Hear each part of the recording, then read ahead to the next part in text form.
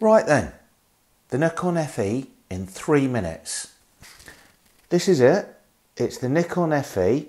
It was released in 1978. It has a manual and automatic exposure control. Shutter speeds 8 seconds to 1,000th. It's based on the Nikon FM body, and it's built like a tank. It's really solid. And this was made back in the day when photographers used to pass, really nice equipment like Pentaxes or Nikons onto their children.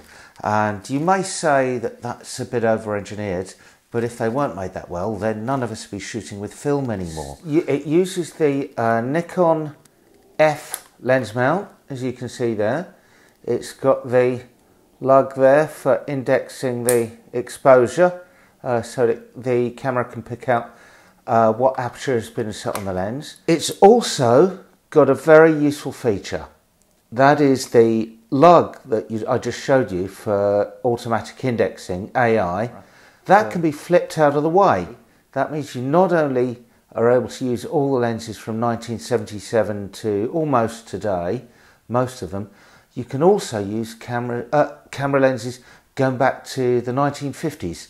So this has got a huge range of lenses that you can use. You set the film speed by pressing this button in and rotating the dial like so. You can also set exposure compensation by raising the dial and turning it. It's not very usable. It's quite fiddly to do. You've got a exposure lock here, and that's set by pushing the self timer the wrong way. That locks the exposure. Yeah. But this one here is for the motor drive. It's the MD11 or the MD12. There are two different ones, and that would advance the film at 3.5 frames per second. This one here is for rewinding the film.